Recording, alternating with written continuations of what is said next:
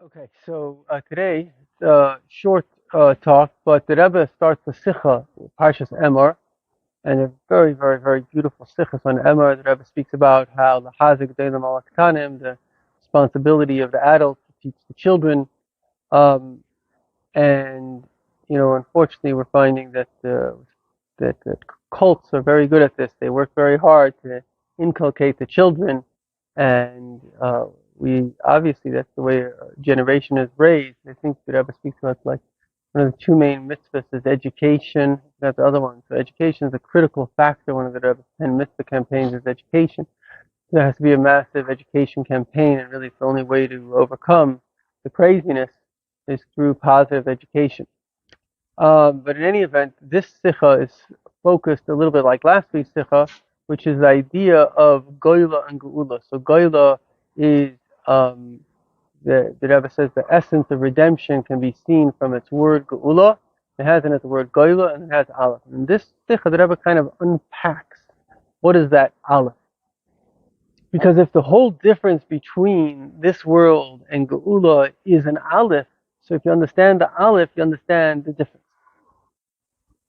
So the Rebbe says that, first of all, Aleph has three explanations to it. And these are three levels of redemption. The first level is Alufay Shel Olam, the Eibush says he's the master of the world. And this is kind of what Avram Avinu discovers.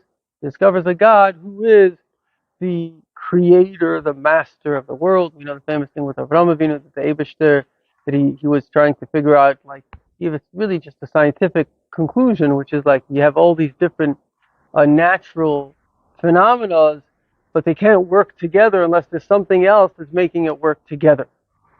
And so he realized that there has to be a God, and then Hashem appeared to him. He says, I am. He says, could it be that there's a palace? Even if you just have a simple palace and all the people that are the servants are coming in, and there's a whole system going on, even just in one palace.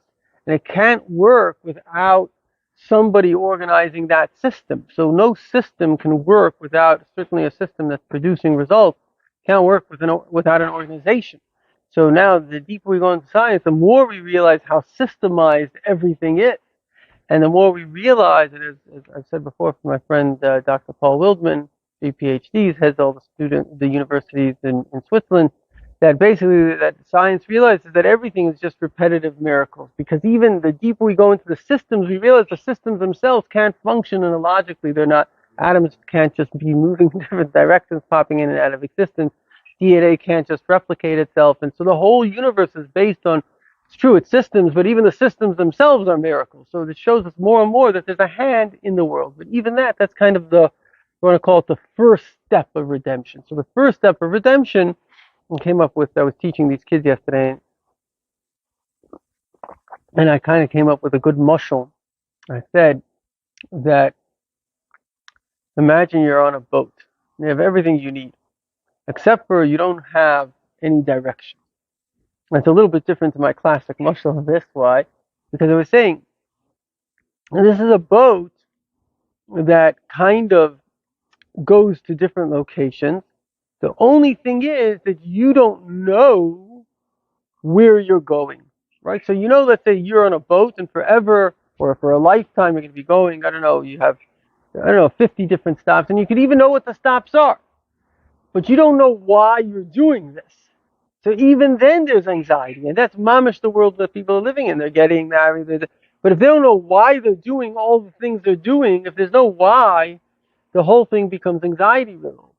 And that's why the solution, like the Rebbe says, everybody agrees the Torah was given on Shavuos. Why?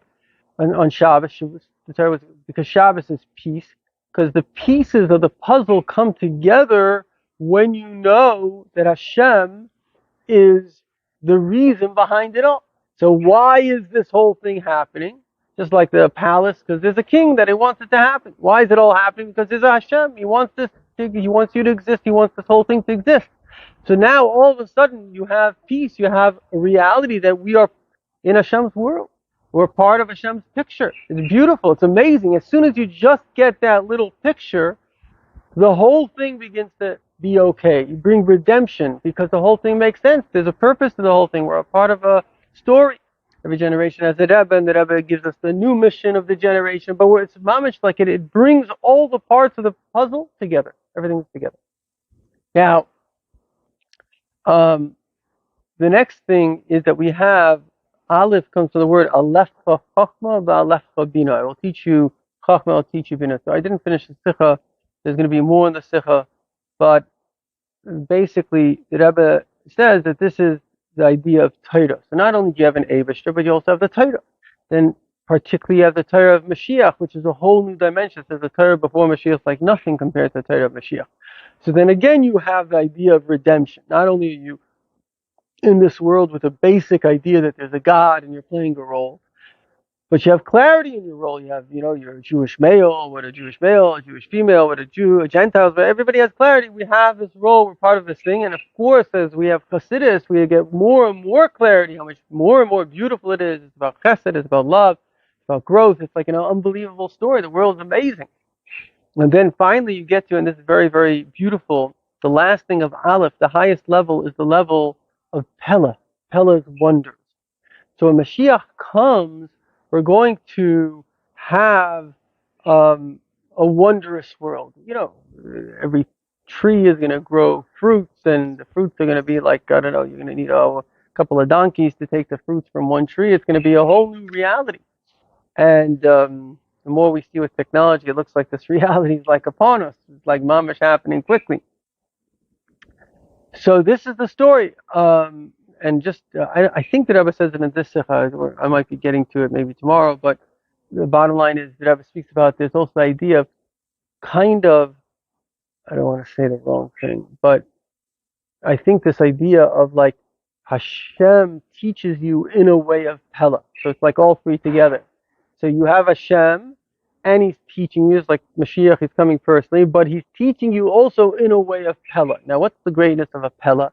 Greatness of a Pella is, what's the problem in a way with knowledge, and this is the whole problem with science, is that if knowledge is devoid from a purpose and a higher purpose, then it just feeds the person's ego. Like Aristotle, the more he knew, the more egotistical and crazy he became.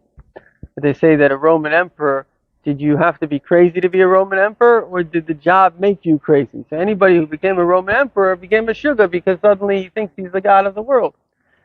So ironically, you see it very clearly. I taught in university. There's like, and the people that are even more intellectual, that's why very brilliant people like the Kolel literally went nuts because their ego increased so much. They really were great geniuses, but their ego was so big that they because the ego and common sense are opposites. Ego is everything should go my way because I'm so great, and common sense is what's the right way. It's like two opposite realities.